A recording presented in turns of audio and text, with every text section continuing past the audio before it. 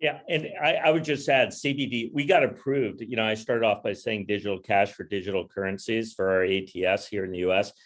We applied for CBDCs and we had to explain to the regulators what that was because we did that in February of 2020.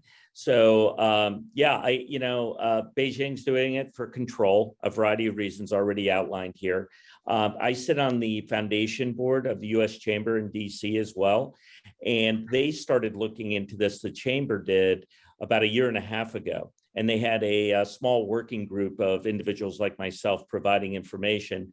Their concern from a American competitiveness standpoint is that China, who's the furthest along, I believe they've been working on this since 13, is seeking to become the reserve currency of the world.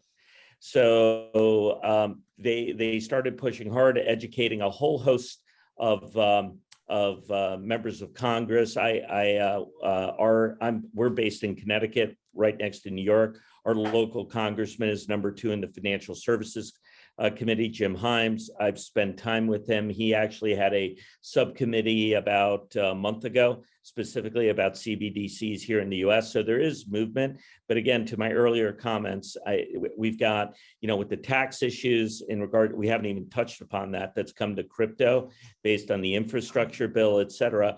There's a long haul here before the US enters this area.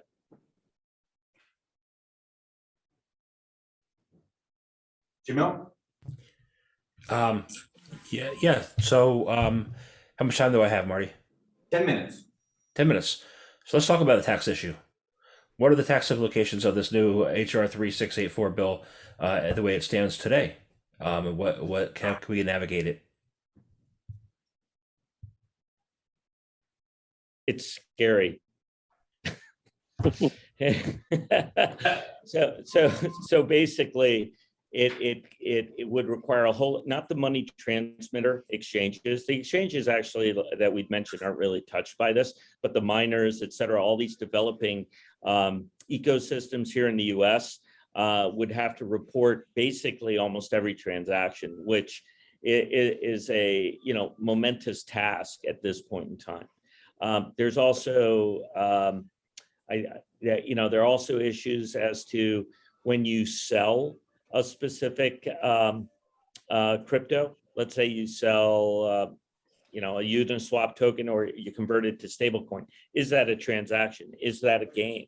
There's still a question about all that. So that's all still being developed. But this was put together there. It shows that the lobbying effort in the crypto space has been quite weak.